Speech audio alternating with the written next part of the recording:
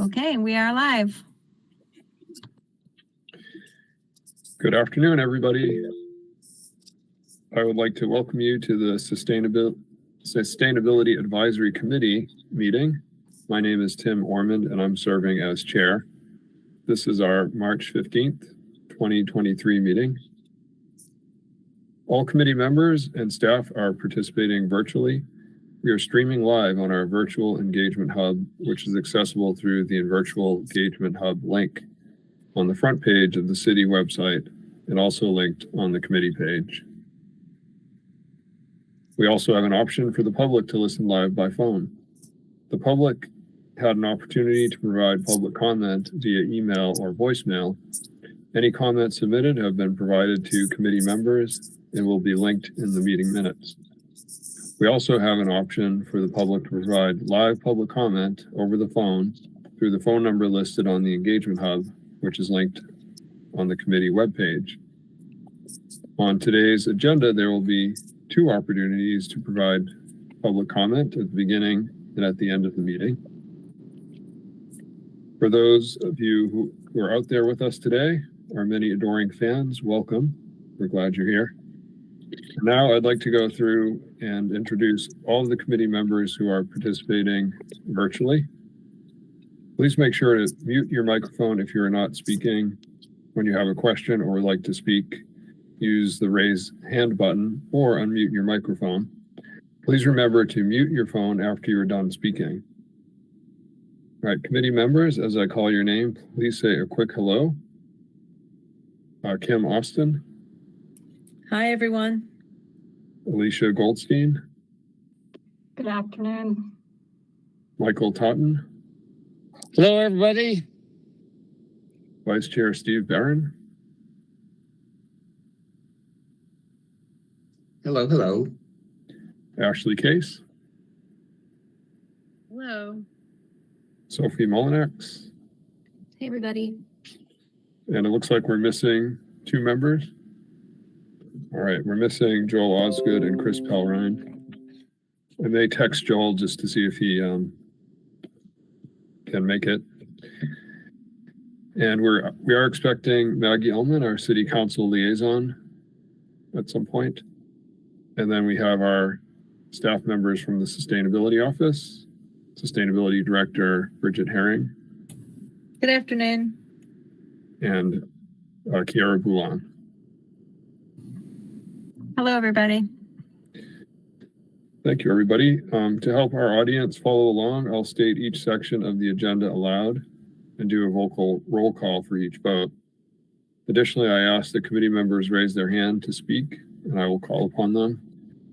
And our first item is the approval of our February minutes. Hopefully everybody's had a chance to review them. And are there any comments on the agenda? Or sorry, on the meeting minutes?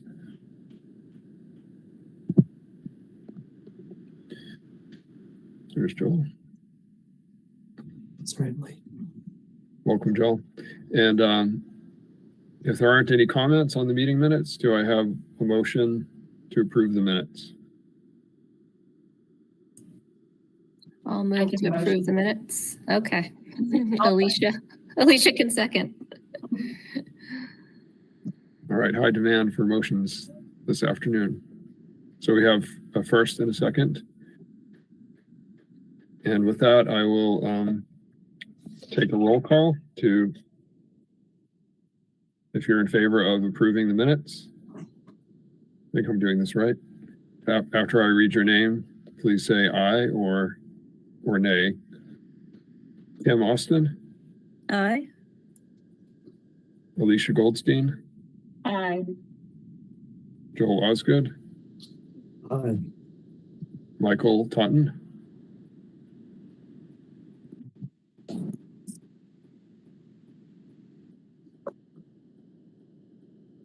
Michael Totten, going twice.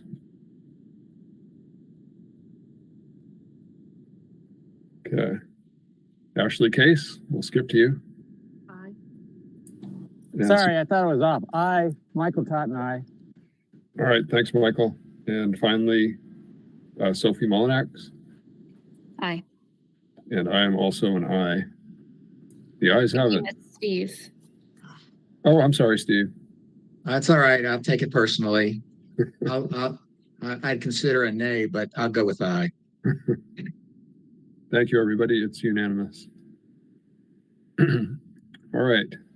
So at this point is our public comment, but I was told earlier that we may not have any public comments. We didn't receive any written public comments. We can check with Kira to see if there's anybody in the live speaker queue. Okay. There's nobody in the queue. All right. Thank you. So now this takes us to item 3 on our agenda, which are updates. And we're going to start with work group updates.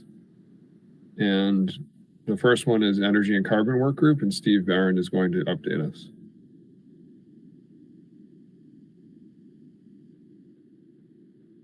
And now that I'm off mute, I'll give it a shot. Okay. The Energy and Carbon Work Group met for the first time, and we've only met this once since our last meeting on March 6th. Sophie and I and Michael and Bridget were present, and we sort of took the opportunity to do what we can to get oriented on what our priorities are and think about things that we might get involved in. We have, if you look at the goals that were itemized for the energy group in the 2022 annual report, there were 2 of them energy related. One was to focus on renewable energy and energy efficiency projects that can be expedited under the Inflation Reduction Act, the federal law that would help us meet the community goal of 100% renewable energy. The other goal, energy and carbon related, was renewable energy and energy efficiency projects that might contribute to increasing the community's resilience in the face of climate change. As to the first one, well, as to both of them, I think we did not make a lot of headway in terms of things that we would be able to do that would be on the front burner now. The Inflation Reduction Act has a program for substantial rebates to provide financial incentives for residences and businesses, including on residences low and moderate income residents, to make renewable energy and energy efficiency purchases. But there's a state program yet to be set up, and the state program hasn't been set up because they're waiting for Department of Energy guidance. So at this point, there's little to do that we could see to do on that. But in the future, when the program's set up, I think there is a great opportunity for the city to do what it can to promote and make people aware of the availability of what are really substantial incentives there. We did talk a little bit about this. I guess this relates a little bit to the goal of increasing community resilience, about steps that the city might take, that they are taking and might take to consider transitioning the municipal vehicle fleet to electric vehicles. We just discussed it a little bit. I'm no expert on this. I'm the opposite of an expert on this, but my understanding is that those considerations are currently in process with staff. And if there's more detail, I would turn to Bridget or Michael on that. The other things we discussed were there were 4 energy and carbon related activities that are identified under the MCAT, which has not yet been approved by City Council, but we talked about those in anticipation that they might be. And one of the items we talked about was Duke Energy has a carbon reduction plan that's been approved by the North Carolina Utilities Commission. And as part of that proposal, Duke has filed an application with the commission get approval of a new solar energy purchase program, and the city would be eligible, I think, to make purchases under that program. It's called the Green Source Advantage Choice Program. That administrative proceeding is just getting started. So again, other than considering maybe the possibility of assisting staff if they decide it's worth their time to do some advocacy, we'll just see where that one goes.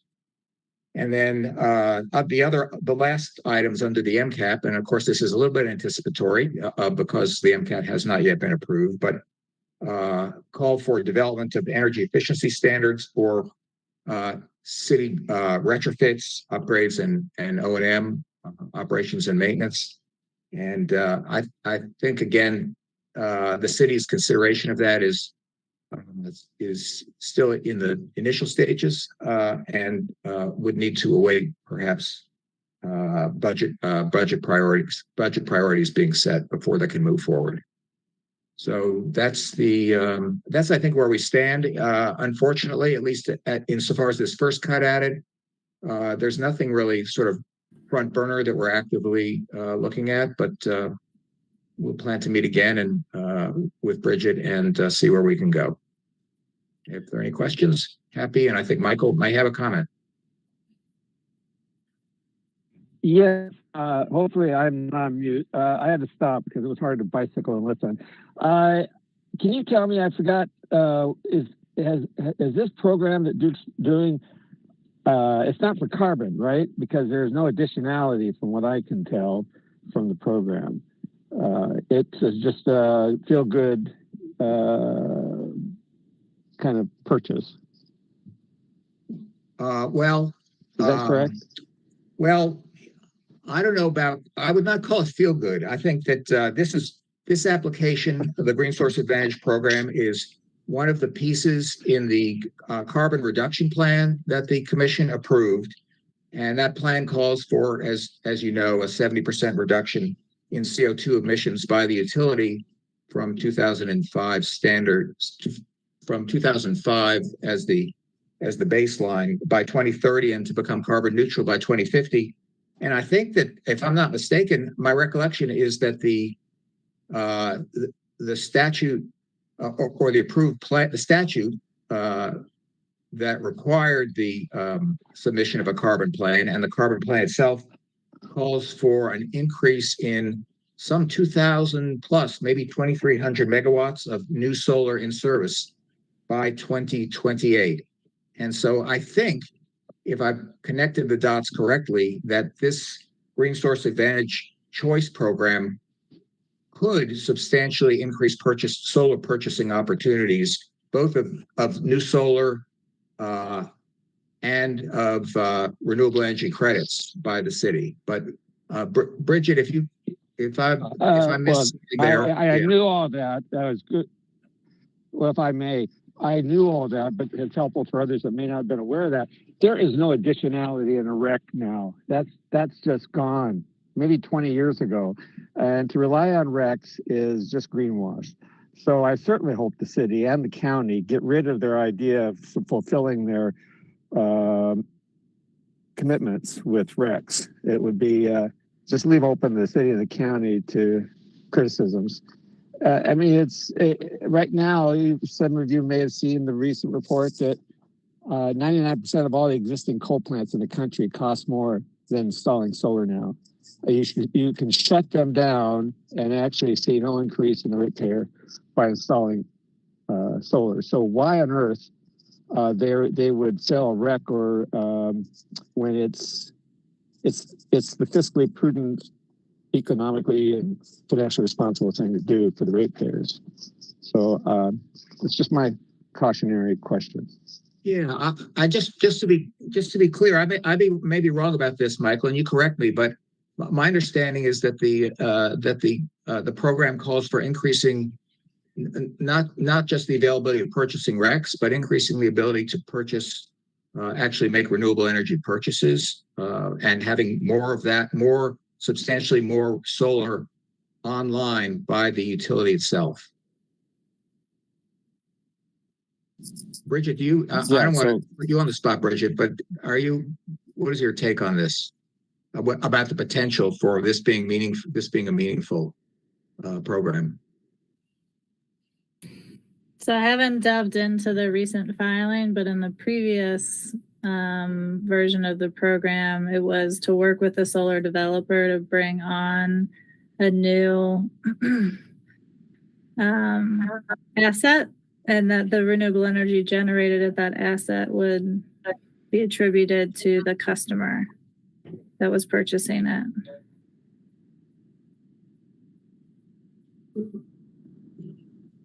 Are there any other questions about anything that I've said? If not, I yield. All right, thank you, Steve. We're going to go to our second working group, community resilience, and Ashley is going to give us an update. Okay, so yes, I'm in the community resilience group with Steve and Kim, and Kira joined us as well. Oh, and Bridget joined us. And so we focused most of our stuff was focused on the plastic survey, and that going out, it's the community engagement section of the plastic.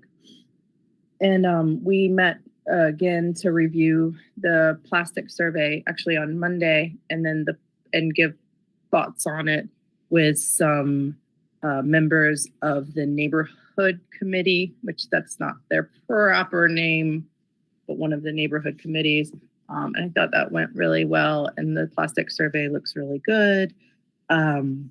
We are also focused on kind of bringing the goals from SACY's annual meeting and aligning them with some of the MCAP goals. Some of the other focuses that we're going to work on more sooner than later is the climate resilience and sustainability report, just reading over that, as well as the climate resource guide, and try to help simplify that in any way we see could be possible to have it reach more people. So some project priorities and brainstorming we had were to focus on some engagement, outreach support, and potential direct canvassing. That was from our notes. Okay, any questions for Ashley and community resilience?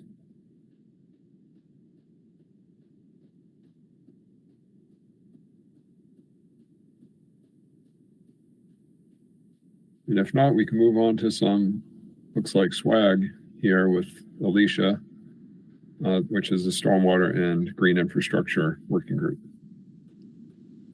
Yeah, so we had a small meeting just for the members from the Sustainability Commission to Tim, Joel, and I to discuss the goals for this year.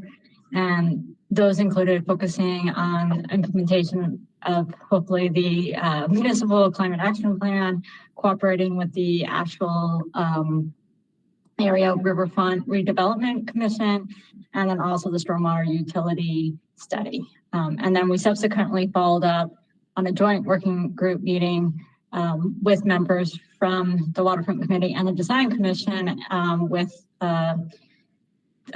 all the liaisons, Bridget, Stephanie, and Amy Gaden, representing the stormwater department, with the consultant for the study to discuss how that's going to be implemented.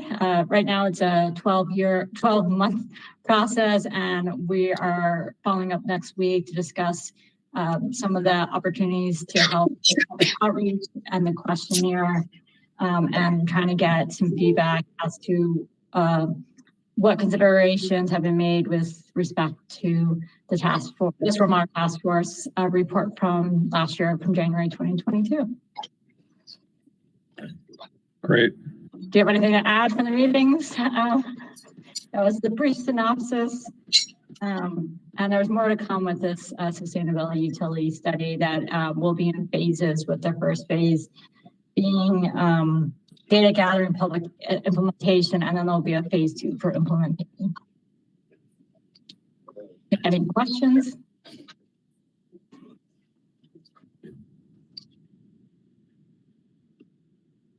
Any questions for Alicia?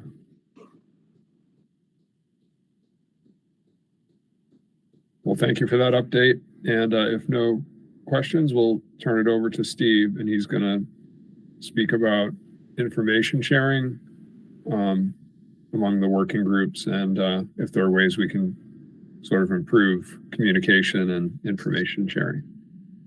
Take it away, Steve. Thank you. Yeah, I don't know. I'd be very interested to know what others think of some of these thoughts that I've had about making sure that everybody knows what everybody else is up to. We previously decided to change the format, soon to be codified, I anticipate, in the bylaws, that we're not going to have 9 full committee meetings. We're going to reduce it to 6, but have every other month have the working groups meet at least once a month or as frequently as they need to make progress. And I think I was part of the group that thought this was a great idea, and I hope it will improve or at least continue the productivity that our committee has been able to have. What I have found at least in the time that I've been here, is that it's important to make sure that everyone is up to speed on what the other group, if you're not in one group, what's happening in other groups. And I know we have these good updates, which tend to be brief and should be brief, but I have found in the past that on occasion, when a project comes close to its culmination and we're asked to vote on something, that I felt that I haven't been able to fully educate myself on what's going on and the pros and cons, and engage in intelligent discussion. So I wanted to think about ways consistent with the open meetings law that we could ensure that what we do in our work groups is we make that information available and share it with others who are not in the particular working groups, so that we can be up to speed when it comes to actually voting and making decisions on things, and to encourage a more robust discussion when we meet as a full committee. So our committees, as you know, have to be 4 or fewer, because 5 is a majority, and that would be a full committee meeting. And so that's the constraint that we operate under. And I had two thoughts about what we might do, what might help in this regard. And I don't know if anybody even feels the same way about whether there's a need for this. But one idea would be to, after a working group has a meeting or works on some aspect of a project, to share post work group meeting some kind of summary and maybe any materials that would be available with the rest of the group, just as a post, whether it's by email, whether it's a messenger board or something like that. So just for example, I was going to say, for example, the plastic survey, right? But the timing on that is so quick that plastic survey is going to be out. I think the plan is to get it out next week, so everybody will have access to that quickly. But it seems to me there are times when people can. It would be useful to review materials of another of the other work group to keep up to speed. So that was one idea. The other idea that elicited frowns from people I won't identify is the idea of, when there's a work group meeting or there's a presentation to a work group, is to let others know about it who aren't in the work group, and offer them the opportunity to attend the presentation or the discussion as a silent attendee. That is, not to engage in deliberation, because deliberation is what is the key, to my reading, is the key term that would turn a five-member presence into an actual meeting. So I thought, if I could sit in on some, I don't know what it would be, but if I had interest in something of a different work group and could sit in and just not participate in the discussion, maybe that would be also helpful to me. So those are the two thoughts. And, I guess the first question is whether people think there's, a need for any kind of additional information sharing at this point or not. And if so, whether either of these two ideas would be worthwhile, or if others have other ideas, that would be great too. Thank you, Steve. We'll open it to discussion, and Joel has raised his hand. Yeah, thank you, Steve. I'm definitely in favor of this pursuit and being more aware of what other working groups are doing. I guess I am unclear about what the open meeting laws will dictate and what the threshold is for what's possible with our communication. Just unclear if we're able to email the entire group and how what our bylaws say about that or what that limitation might be. So if I can answer the question about email, for open meeting laws, it's okay to send an email out and solicit feedback as long as all the feedback goes to one individual. When you go to replying all, that's when you're having deliberation that people don't have access to. So you can't say, hey, how does everybody feel about X? Just reply all and because that's deliberation. So you could say, I want to know what everybody feels about X. Please reply to me only, and I'll report out at the next meeting a culmination. So there can't be any like back and forth or kind of shared understanding, because that understanding and that from the collective needs to happen in a public space. And as far as like participating as a silent member, I haven't been able to get up with my legal department yet, but I will follow up on that request. Great. And Joel, just to follow up for a moment, if I may, the open meetings law says you have an official meeting that requires the public notice, et cetera, like this meeting. If there's any gathering together at any time or place for the simultaneous communication by conference telephone or other electronic means of a majority of the members, which would be 5 of us, right? Or for the purpose of participating in deliberations, right, or voting on something. So that's the source of, let's not have emails go back and forth among more than 4. And the same goes for actual meetings. So if we have a work group that only has 2 people in it, there would be no problem with 2 other people participating then, for example. Yes. Yeah. So that's the constraint. We don't want to get to 5 where people are talking to each other. And I would say if it elevates to 5, then it might be time to put it on the agenda so it can be here with everyone. Great. I know Sophie had her hand raised. Is that still the case, or? No, I was just getting clarification on the reply all, and that Bridget confirmed it. But I guess since I'm talking now, I like the idea, Steve, of having a silent observer. I just worry that that person would be so tempted to participate and talk. But I get your point, and I'm wondering if anyone has experience on other public bodies or boards that has a suggestion of how to accomplish more cross-pollination legally. Good question. Ashley has her hand raised. I was just curious if it could be recorded, or if that would be a way to share. So if someone's not actively sitting in, but if it was recorded and then shared with, I guess, would it be shared, or would it be open to the public because it's not a full meeting, right? Or could that recording be shared, especially in the case of someone coming in and presenting? Seems like it could be beneficial.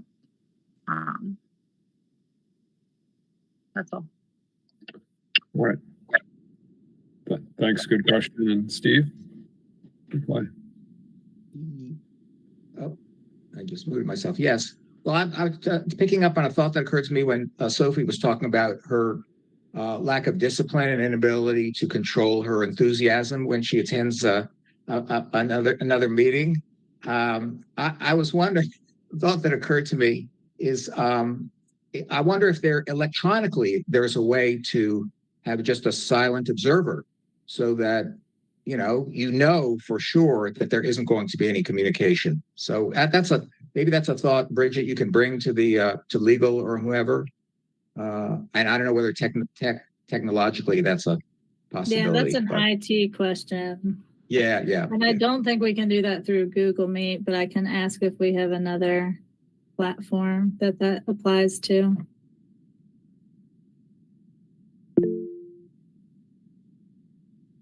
Okay, Michael's hand is up. Thank you. I just wanted, this is another issue, so I don't know if I should hold it or not. I just wanted to alert people that I put in the chat the reference to the report of how many coal plants could be shut down. We can basically see 8,500 megawatts of solar in replacing all those coal plants. So that's a key report that I think is part of this contentious plan that Duke Energy is putting forward, is they could be shutting down those plants instead of encouraging people to invest more in solar.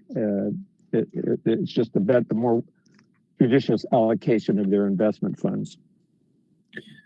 Thanks, Michael, for sharing that link. We'll circle back to the current topic, and Steve has a hand up. Yeah. Yes. Am I on mute? No, we hear you. Oh, good. Yeah. Last thought, then I'll be quiet. I just, in terms of the idea of having kind of a bulletin board or being informed, telling other people if this is going on, you can look here if you want, that sort of thing after the fact. I just wanted to take everyone's temperature on how bothersome being communicated by email would be. Do you, to let, if I were to send an email out that says, we just had this working group meeting and attached is a summary or here's the, a video presentation or a PowerPoint that you can go to look at. I don't want to, honestly, I want people to be frank. You have other, one or two other things you might have in your lives that you're doing. And if what would be the best, least intrusive, but most effective way to just help people, if you could give thought to that, either now or just, follow up, that'd be great. Thanks, Steve. Good question. Sophie? Personally, that would not be intrusive to me, and I would appreciate an email update or report just sent after each meeting, maybe, if it feels relevant and there's something useful to share. I'm mindful of operating in a silo, and we only meet virtually, so the more communication that's kosher is better for me. Yeah, I second that. Michael, next.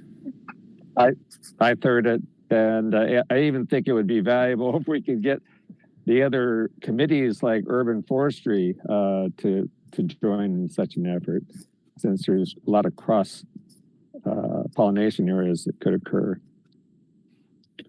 Good point. And Joel? Yeah, I'll fourth the idea, and then I'm also I found myself wanting to be a part of each of these 3 working groups, and then realizing, I don't want to overcommit my time. So certainly very interested in what's happening in energy and carbon, as well as the community resilience working group. So email is fantastic, and then can review it at our own leisure. Makes a lot of sense. Sounds good. So that's your straw poll, Steve, that you have some support there. Bridget? And I was just going to say, my suggestion for making that come to fruition would be to either at each meeting identify your scribe who's responsible for that, if it's just every meeting, or one person who wants to take it up for the group for the year, but making sure that you identify who's going to do that. Great. Well, this was good discussion. We should probably move to our next one, and since Bridget's already on, an update from the Sustainability Department. Sure. So I'm not really going to go over everything that's in here. I put together a PDF of an update on 4 things that I thought y'all might be interested in. So there's a lot of links in here, a lot for more information if you want to dig into them. So it's just really there as a reference for you all. But probably the most exciting thing is that the name change is official in the membership categories. So I linked in there the Boards and Commissions City Council Committee meeting, if anybody wants to watch it. Well, and also the new resolution for you all. Also linked in there information about the Municipal Climate Action Plan that was presented to the Environment and Safety Council Committee. So that is in there as well. I'm just going to go over. And then there's a little update in there about single-use plastics reduction. Also had an update for the Environment and Safety Committee, and that our survey is going to launch on Monday. And update on the food scraps drop-off program that expanded to 2 new locations. So if anybody has any questions, Kira's scrolling through the memo, almost 1 page in a little bit. But yeah, just some links for some more information, and happy to answer any questions. Great. Thanks, Bridget. Steve, how's the hand up? Yes, just one question. Bridget, on the presentation to the Environment and Safety Committee on the MCAP, the Municipal Climate Action Plan, was there any discussion, and did you get any feedback or sense of where committee members were on this? Yeah, and I mean, Councilwoman Ullman's on here, so I don't know if she wants to speak to it directly, but did have a discussion on some of the items, got some feedback, and we'll be taking it back to that committee on March 28th as well. So, yeah, I could chime in a little bit. It was awesome. It's a great report. I think it was really well done to help prioritize and really pull together the big picture of what needs to happen and organize it in a way so that that it's very approachable. So that balance between ambition and practicality was nicely struck. So we talked about that quite a bit. And, I had a handful of just like questions that we burrowed into, and Bridget was gracious in going through. And then, we'll bring it back to the committee on the 28th of this month. It had been, and you might have seen this, I don't know if you saw this email yet, Bridget, it had been on the consent agenda for City Council, and I asked for it to be a formal presentation so the entire City Council could hear the information and absorb it, and we could talk about it as a full council team. And so that is going to happen. So I think I think it'll help the whole community come along with us in this path. Great. Thanks, Maggie. Yep. And I will say, if anyone is so inspired, that'd be a great city council meeting to come to and like share what you think. I think especially as SAC members, but I think the amount of work that it's taken the organization to get to have an updated municipal climate action plan is not small. And I think we want to make sure that the community and other leadership don't take for granted how much awesome work we do, so that we see the love there. So it'd be a nice time to come, give public comment, share your enthusiasm and support for it. If anyone's around on the 28th, come on down to council. It'd be fun. Mm-hmm. Thank you. Sophie has her hand up. Yeah, my question's about the compost drop-off. I looked on the project page and I didn't see what's being done with the food scraps. Is it being used, by the city? Can it be picked up by residents? How successful is the program so far? Is it to be as expected? Yeah, we're working with a local hauler, but I'm going to turn that to Kira because she's can give you follow-up. If you have follow-up questions, she'll be the one probably. Sure. Yeah. So as a part of our arrangement for the program, we are working with Danny's Dumpster, and they are doing the hauling from all of the sites and taking it to their recently permitted site. out in Alexander. And so that is part of the business model and keeping it affordable for us is that they are creating that finished compost and using it for their own business. So we don't have a return set up with the finished compost. We're just taking it out of the landfill. Although we do make it available, we did have a special event in partnership with the county at Lucy S. Herring.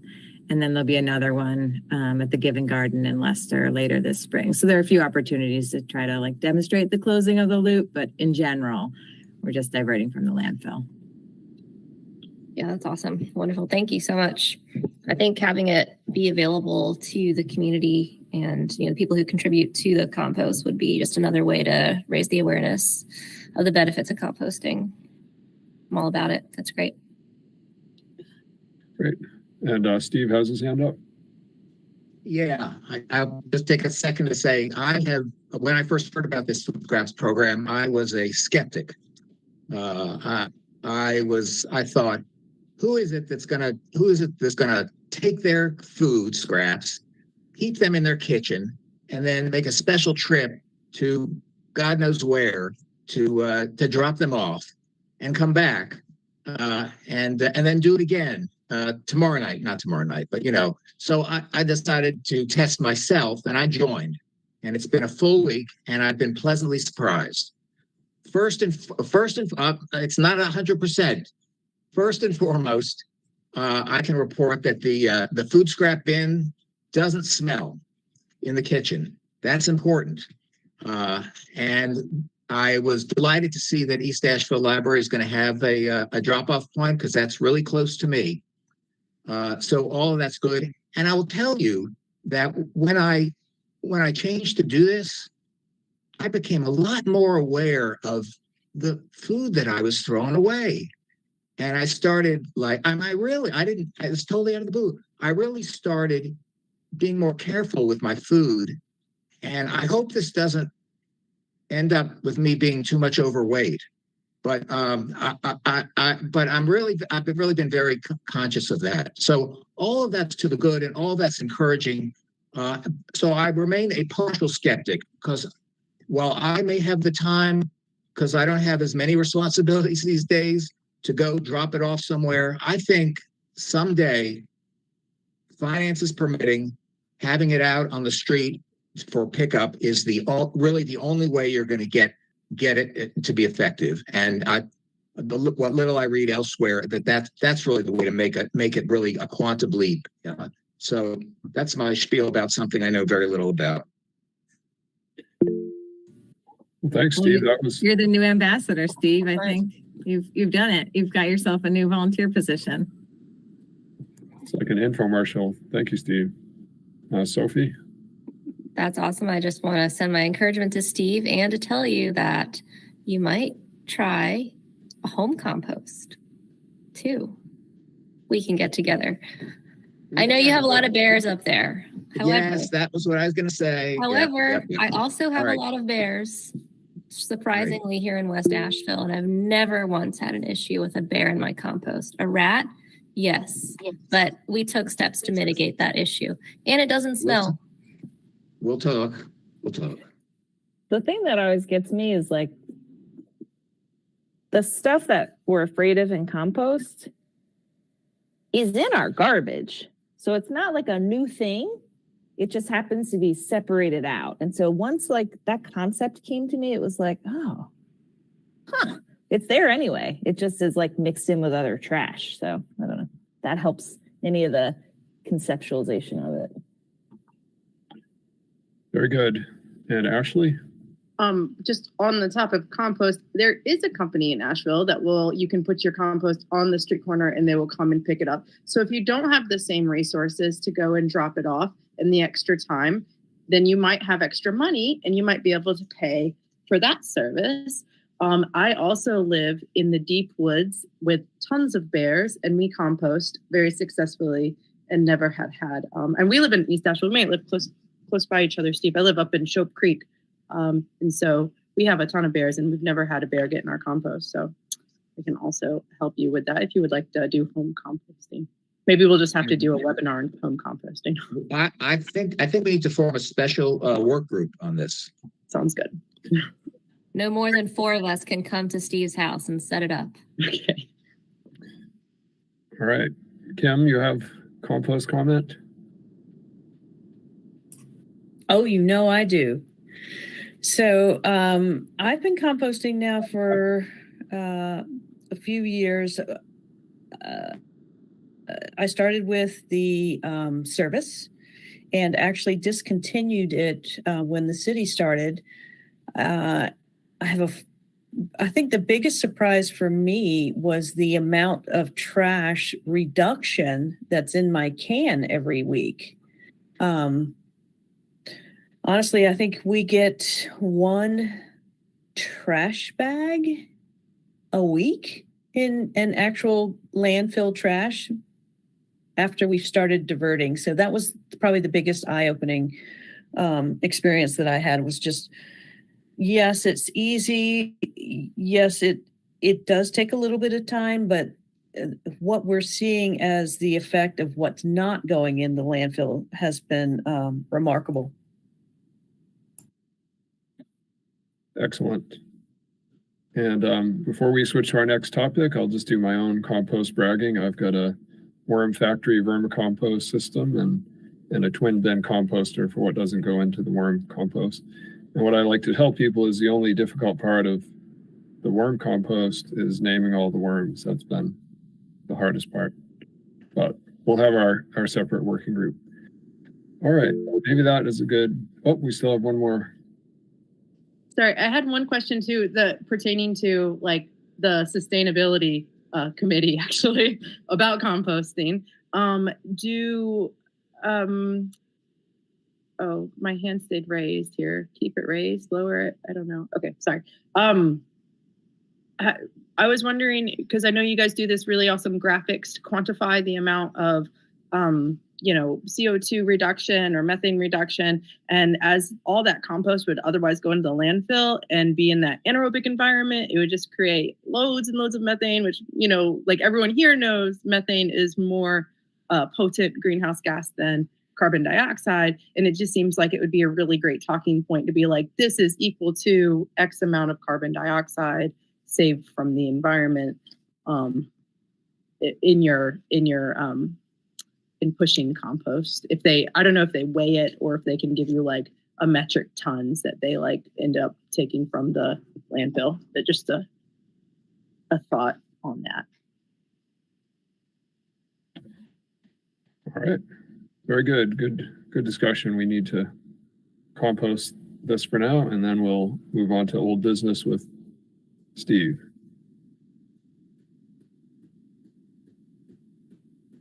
All right.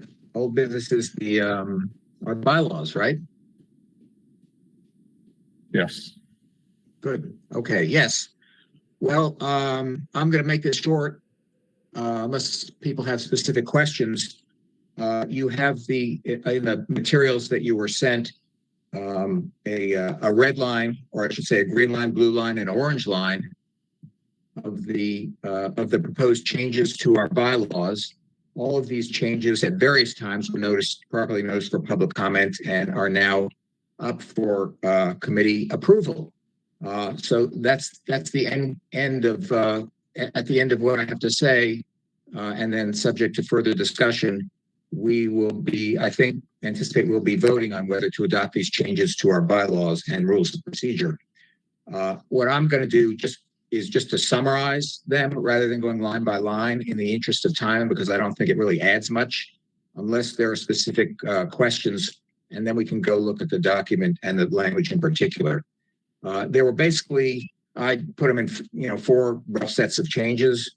One set of changes simply reflects the recent city council resolution that changed our name and how appointments are made, that they're now all 9 appointments of members are made at large. That's one set of changes. The other changes, I believe we discussed at our last meeting, were to conform the conflict of interest section to the conflict of interest provision that you see in the boards and commission rules.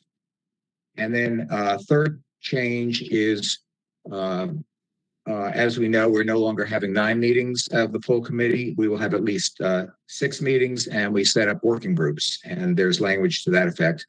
And then there are just a few miscellaneous minor edits that add some kind of procedural flexibility here or there when certain things get done.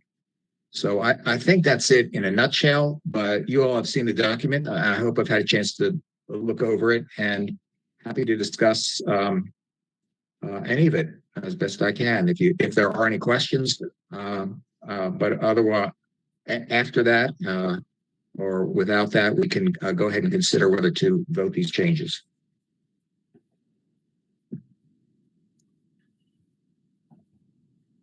Well, thanks, Steve. So that would be our goal, is to vote on these changes today. Yes, please. All right. Does anyone have any discussion? I've reviewed them.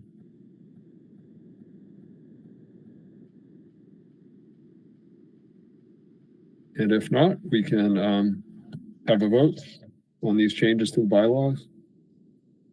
Do I have a motion? I can motion in favor. Thanks, Alicia. And do we have a second? I can second. Thank you. Okay, well, we'll do it again.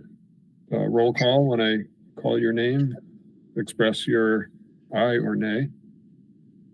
Kim Austin, Aye. Alicia Goldstein, Aye. Joel Osgood, Aye. Michael Totten, Aye.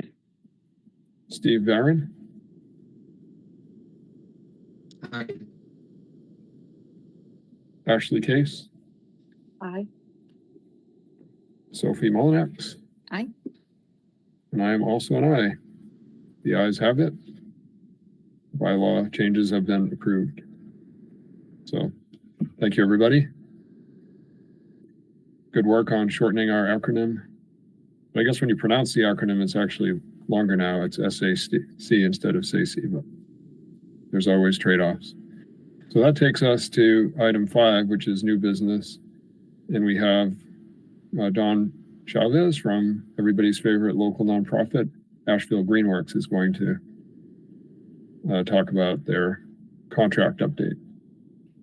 Welcome, Don. Thank you. It's good to be here. Thanks for having me. And for those of you who I haven't met, I'm Dawn Chavez. I'm the Executive Director for Asheville Greenworks. And we have a contract with the City of Asheville that's administered by the Office of Sustainability, although the work that we do covers multiple departments within the city. And I'm here to report on our work since the beginning of the fiscal year, July till now. So I'm going to ask Kira to advance the slides, I guess. Next slide, please. Thank you. So these are the areas of work that we do at the city and that are part of the contract. I think we do more than is contained in the contract, but these are the things that we are receiving some financial compensation for. And those include litter abatement and cleanup activities, the Streamkeeper program, and our trash trout litter capturing devices. We coordinate the Adopt a Street program for the city. We run waste reduction events like Hard to Recycle and also do waste reduction education. We promote and participate in pollinator plantings and education. And we also hold urban forestry related events and do education around urban forestry as well. Next slide, please. Our Streamkeepers program is composed of a number of individuals who've made a deeper commitment to taking care of our local waterways. And they go through training and become certified Streamkeepers. And once they do that, they can go out and maintain one of our trash truck devices that you see here behind Talis, who's our environmental educator.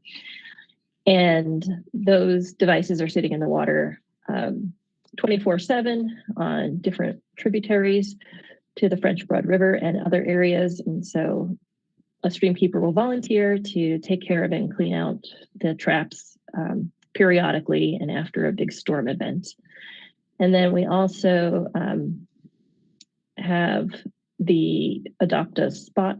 Oh, sorry, that's supposed to be Adopt a Street. I spelled it. We used to have an Adopt a Spot program. But the Adopt a Street program, where there are about 70 streets within the city of Asheville that have been adopted by individuals or businesses or groups, and we coordinate and support their cleanups. They're supposed to clean up their street for 4 times a year, and they'll report back to us on that. We provide supplies for doing that. So the metrics that we use are pounds of trash collected. The stream keepers, through their work, collected 753 pounds of trash. The Adopt a Streeters collected 2,005 pounds of trash between July and the end of December. So this is not to date, so it's more than that now. And also our volunteers, we count the number of volunteers, and we also count the number of hours that they contribute to the efforts that you can see here. Next slide, please.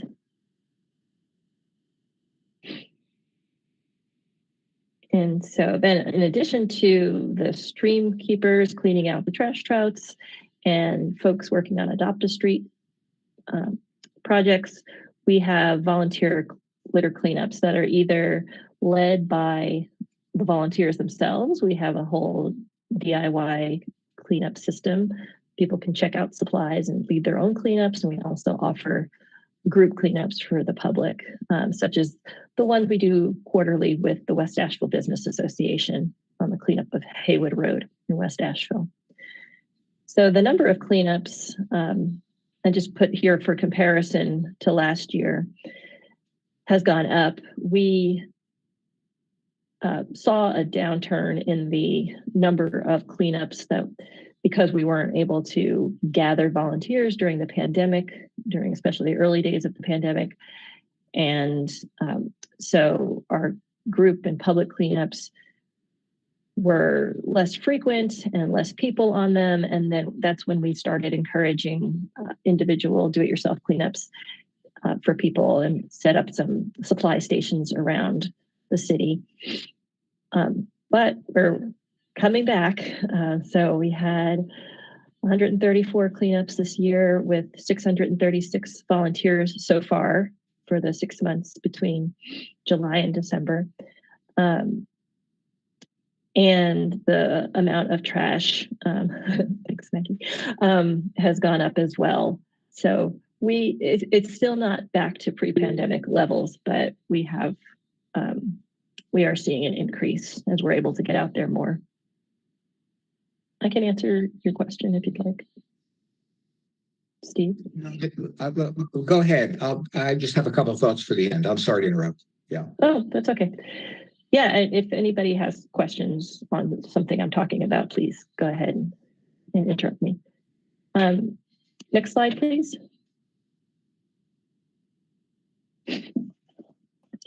Our waste reduction events and education this year have mainly focused on the Leave the Leaves campaign in the fall.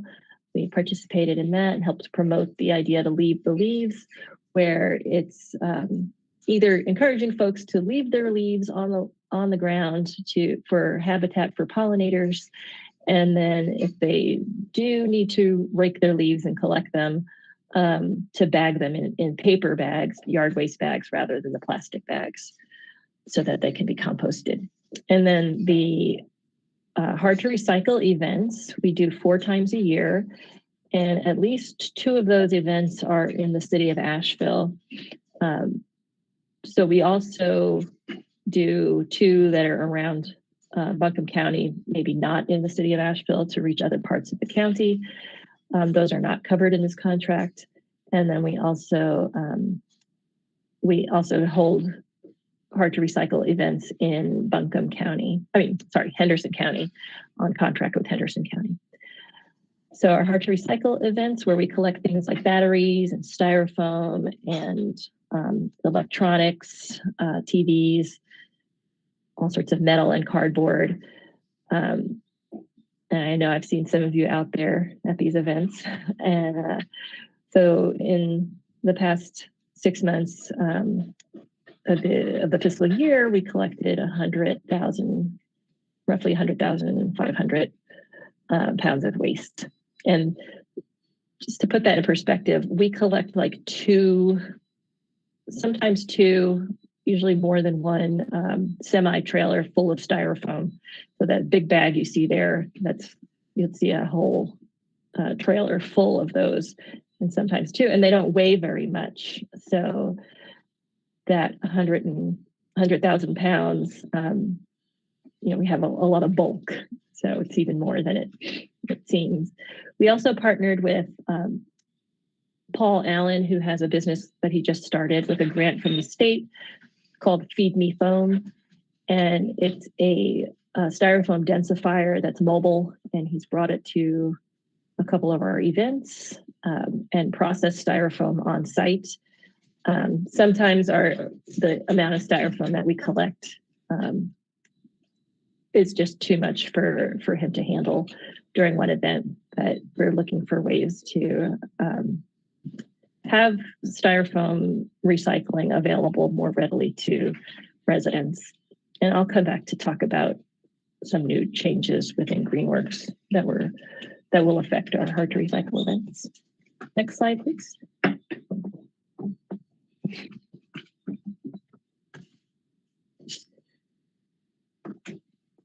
As the home of Bee City USA, Asheville has a very active pollinator community. Not pollinator community. People who are interested in pollinators. They're folks, we call them volunteers. They're on the Bee City Asheville Leadership Committee, and part of our contracts with the city is to engage these volunteers in activities to support pollinators and increase pollinator habitat. And so we have monthly meetings that Greenworks coordinates and other activities. Last year was the 10th anniversary of Bee City, the founding of Bee City, so we had a lot of celebrations. We started a few years ago a certified pollinator habitat program, and we now have 166 gardens around the city and else outside of the city certified through this program. And they have to just meet some criteria. There's 4 levels of pollinator certification. So you can be anywhere from I think an egg or larva up to a butterfly. And we also help maintain the pollinator garden that's in the River Arts District. We call it the Radhab, and it's near the Craven Street Bridge. And it's growing, it's expanding. We also last year had a grant from the Blue Ridge National Heritage Area that helped install signs, educational interpretive signs at both that pollinator garden and a pollinator meadow that was installed near Gene Webb Park.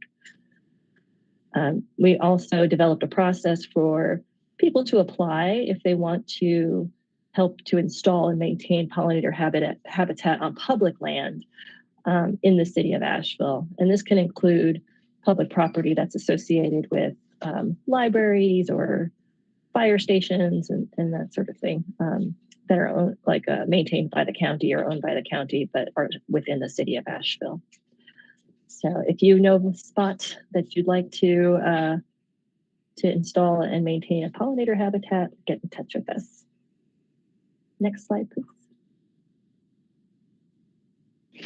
And finally, our urban forestry work. As you may know, Greenworks has a standing position on the Urban Forestry Commission. We also have a group of volunteers called the Tree Protection Task Force that we coordinate. And these folks were instrumental in urging the city to hire an urban forester who's going to start next week. Very excited about that. And to also pass a tree canopy protection ordinance amendment and work on urban forestry issues in general. So now the group is pushing for an urban forest master plan to be funded by the city in this next fiscal year. We also help the city maintain its Tree City USA certification. This recognition that's renewed annually has to do with having a tree board, which is the Urban Forestry Commission, and an Arbor Day event that Greenworks puts on. This year, we're going to be planting 100 trees at the Hardesty Lane Nursery, which is out in East Asheville near the sports park. And that is on city property. We have an agreement with the city to have an in-ground tree nursery there. So right now we have about 400 trees. And the idea is to grow them so that they're large enough and sturdy enough. And these are all native trees that they can be planted in public areas because trees, city street trees and trees in public areas just have hard conditions to grow in, and they need to be durable as well. So we're doing that. We also have a tree nursery in partnership with Buncombe County in Candler that has up to 4,000 native trees that we grow. And those take about 2 to 3 years to grow from bare roots seedlings to trees that we're able to give away to private property owners at our tree adoption events. And the in-ground nursery, it takes about 5 years. So every year we're going to plant another 100 trees just so that crop will be ready in sequence. And I believe that's it for my slides. I did want to briefly mention that Greenworks has gone through a strategic planning process for the past 7 months or more. And we are really have re-examined our work in light of the conditions that we are living in today and the needs that have been expressed by the community for what our nonprofit can work on. And we arrived at a new mission statement. And our new mission statement is to inspire, equip, and mobilize communities to create an equitable, climate resilient future. We've adopted a new vision, which is a climate resilient future for all. And so everything that we're doing, we're going to put through a screen or see through the lens of equity and climate resilience. And I think as we do this, our work will dovetail even more with the work of this committee and the Office of Sustainability. This is not like uncharted territory for us. We've been working on issues surrounding equity and climate resilience for a number of years. For example, following the canopy study that was done in 2019 that showed a decrease in the city's overall tree canopy cover, we're looking at what are the hottest spots in the city, where are the most vulnerable populations, and how can we work with community to cool down those areas through the planting of trees, just as an example. So some things that we currently do don't fit nicely within the climate resilience framework. And so we're looking at things like hard to recycle and our waste reduction education that has focused on recycling and kind of the end of life of materials. And seeing like, how can we, one, focus more on the root causes of these issues and get to things like consumer choice, or policies that affect our use of plastics. And also with Hard to Recycle, we're working with the county and the city to identify ways that we can have this service available year round at all times rather than just 4 times a year, because there's such a high demand for it.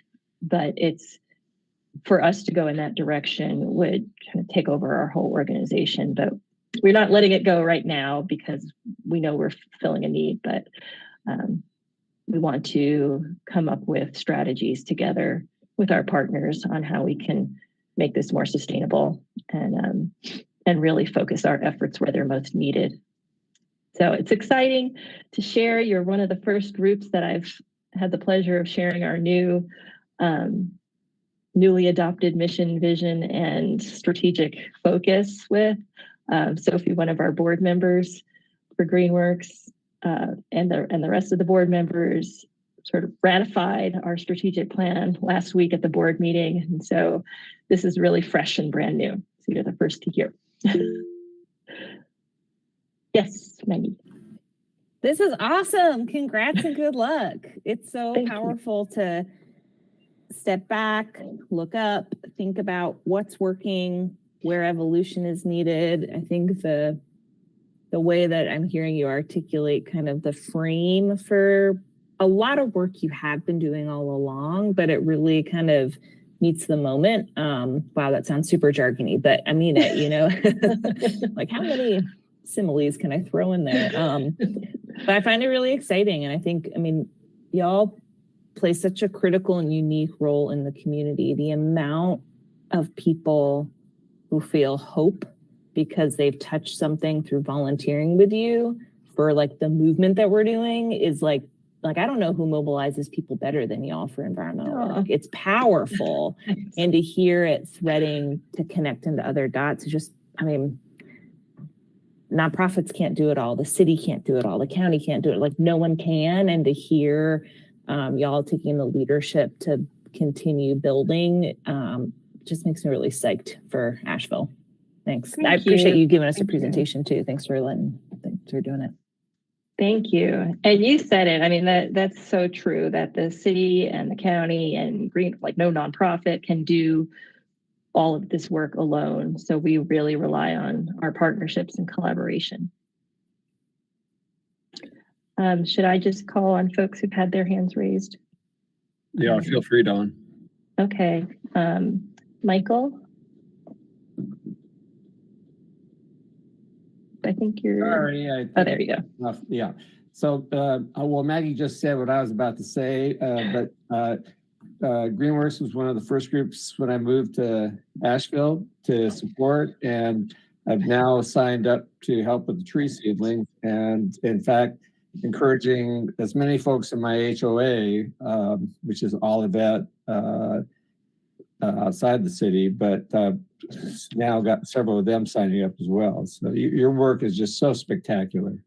Oh, thank you. It's so nice to hear. Appreciate that. Stephen?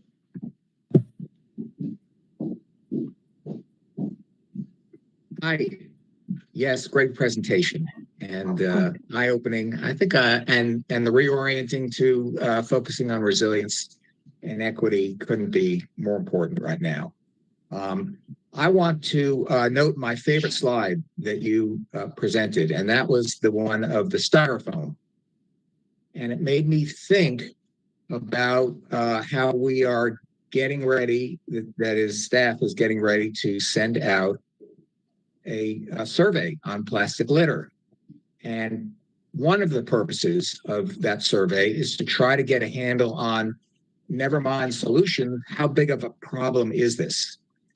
And when I see that big thing of styrofoam, it made me think that is there a, and you had identified pounds and noted that styrofoam doesn't translate into pounds.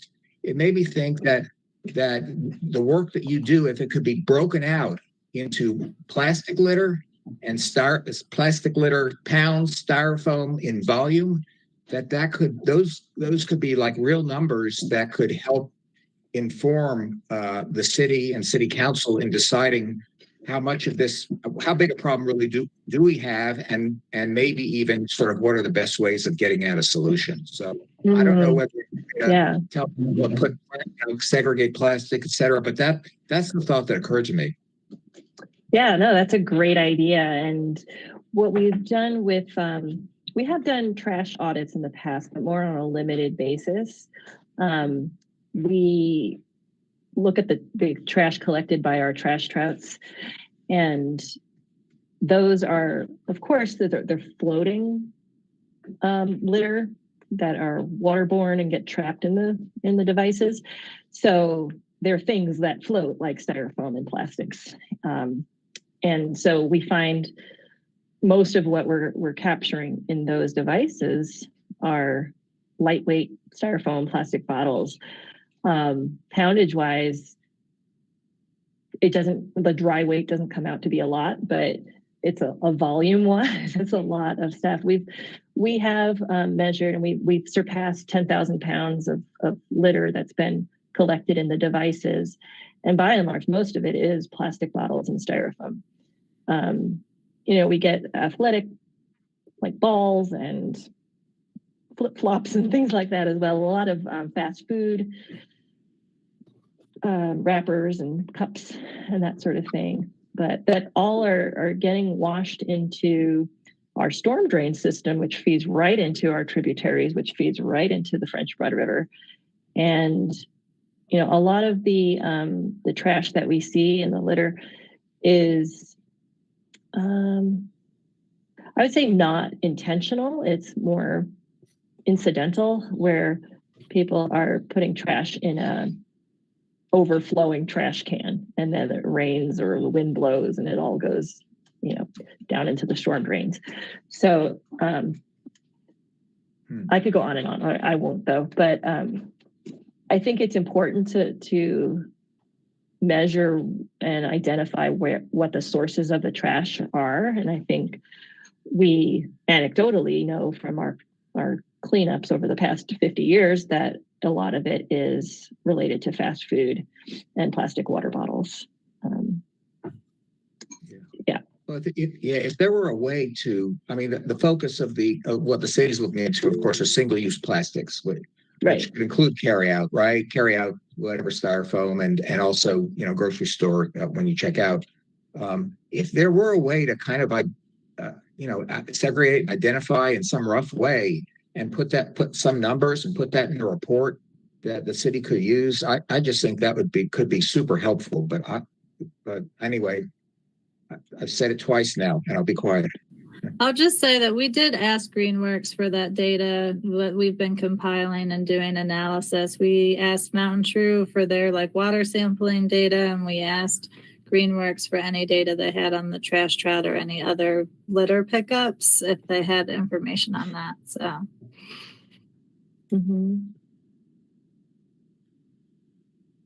Sophie has her hand up.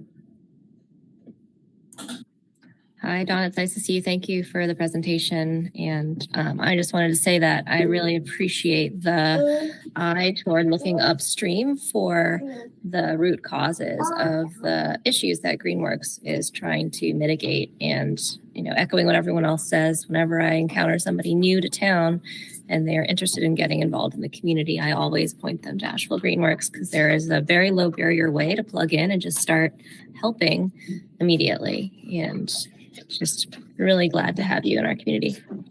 Thank you. Thanks for serving on the board too. You've been a huge help. It's a pleasure. I can defer to Joel if you'd like to go first, Joel. Oh, you had your hand up first, Tim, so please. Okay, so thank you for a great presentation. A big fan of all your programs. I've got one of your yellow pollinator signs, butterfly level in my front yard. And so for those who are unfamiliar, that's like Olympic gold medal for pollinators. Bragging. No, I'm just kidding. I sat down in all honesty to try it, and I was like, whoa, I gotta put some real work into my garden in a good way. It's like it gives me a garden plan. Anyway, sorry to interrupt. Today's my bragging day. You won't hear much bragging from this point forward. The question I had is, you mentioned all of this pollinator planting and on public property, and we have now a new working group of stormwater and green infrastructure, and it seems like there could be a logical fit of, you know, when you do these kinds of plantings, maybe doing some grading or depressions where we have multi-functionality and bring some stormwater, you know, improve water quality and also sustain pollinator habitat. And wondering if there might be a way that we could work with you on something like that. Yes, there is a way. And absolutely. We have partnered also with Riverlink, and they had put in a rain garden in Malvern Hills Park, and we helped convert it into a pollinator rain garden of sorts. And so that habitat has been certified. And also working with Riverlink in the Southside community and Wildlands Engineering to look at, you know, they've just done that whole big stormwater BMP out there, and how we can incorporate trees and pollinator plants into the landscaping there. Great. As well. Yeah. And so is there a general process, or is it just kind of case by case where you learn about property and then figure out what to do? It's more case by case. We are looking for really dedicated folks who know the commitment that they're making in saying, I want to not just plant, but maintain. I think that's the biggest piece, is the maintenance over a period of time to make sure that it doesn't just become, you know, an unkempt weed patch. So if people are dedicated, we'll work with them. We'll work in partnership with the city to make sure that the space that they're wanting to plant on is a plantable space. You know, it doesn't interfere with sight lines or other things. And yeah, so it's right now it's on a case by case basis. But thanks for certifying your garden, your rock star. Yeah. And Maggie, when I certified my little strip outside my house, and I used the Greenworks page to like, okay, I brought the list of plants to the nursery and said, I need these. And that's how I got started, because I really didn't know much about pollinator plants myself at that time. Well, thank you. I know Joel had his hand up, but it seemed to have disappeared. Oh, hand still up.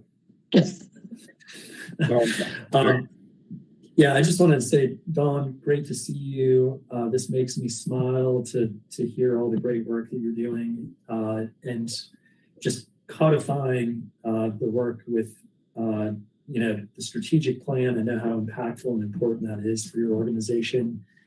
Hearing the words from your vision statement, climate resilient future for all, having this inclusive approach. So from a personal level, I'm so inspired and uplifted by the work that you do. And then professionally, as a landscape architect, we found ourselves enjoying the chance to lean into the work that you're doing and talking about those partnerships. Really appreciative to know that there's maybe some in-ground tree nursery opportunities that in our work potentially with the city of Asheville, that we can hopefully leverage some of that into our projects.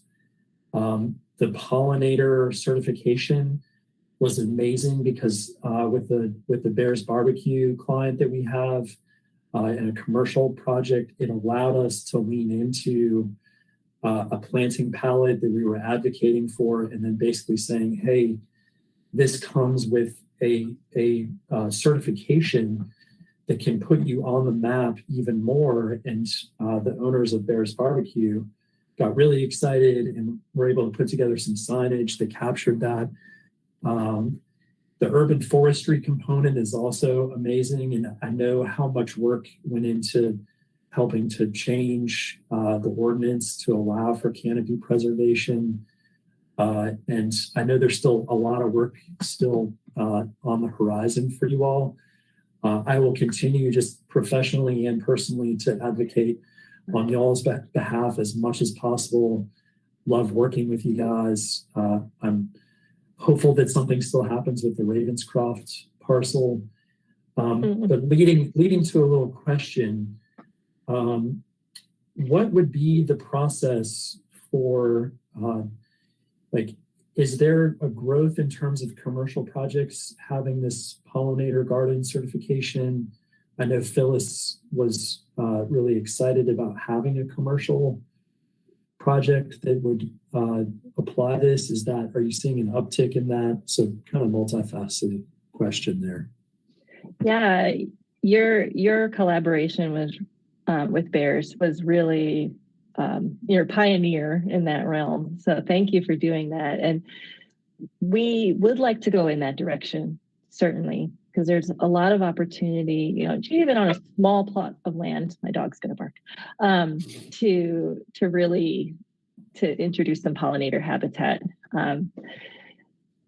Because we've gone through this strategic planning process, we've really been in a kind of contraction mode for the past half a year to 9 months. And it's really difficult because there's so many things we're like with our new strategic plan we want to do but we want to be intentional about it and do it in the right way. So I'd say it's probably not going to be an immediate outcome right now, but in the future, we're certainly looking at how can we forge new partnerships, and you as an advocate, with your clients and the whole community, it's a great way to do that. So, as I said in answer to Tim's question, it's kind of right now on a case-by-case basis, but these early cases are really important for us to learn how best to develop the programs for the future. So, yeah. Thank you. Great. Steve? Yes, just to reveal my the competitive side of my nature, I just want everybody to know, Dawn, you and everybody, that my wife and I have a certified pollinator habitat in our home, and we too have a butterfly sticker. I love it. I don't have a butterfly sticker. I wouldn't tell you what mine is yet. Maybe next year I can attain that level.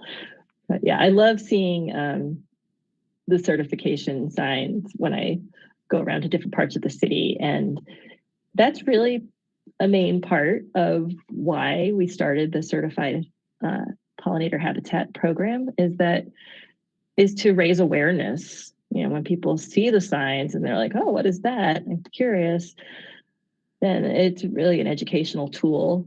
And it makes the gardener proud to be able to not only have beautiful flowers, but also be contributing to the health of the environment. So thanks for participating in that program. Really appreciate it. All right. Well, thank you so much, Dawn. Are there any other questions or comments? I do appreciate your hard to recycle. I saw recently I guess it was a meme, and it said I donated all of my dead batteries free of charge. Yes, we appreciate those donations. Thank you very much for having me, and I hope to continue to work in collaboration with the committee as a whole and the working groups and even individuals that are part of this committee. I think that we're stronger together. So thank you all. Thank you, Don. Yes, thank you. Thanks. Great. All right. That was fantastic. That takes us to our final item, which is public comment. Are there any public comments that we can talk about? There are no calls in the queue. All right, we got to work on our fan base here to get more people watching and commenting. So I guess with that, Are there any more comments? Otherwise, we can adjourn. Hope to see folks at City Council on the 28th. 28. Thanks, Maggie. Bye, y'all. All right. Thank you, everybody. Thank you, Jim.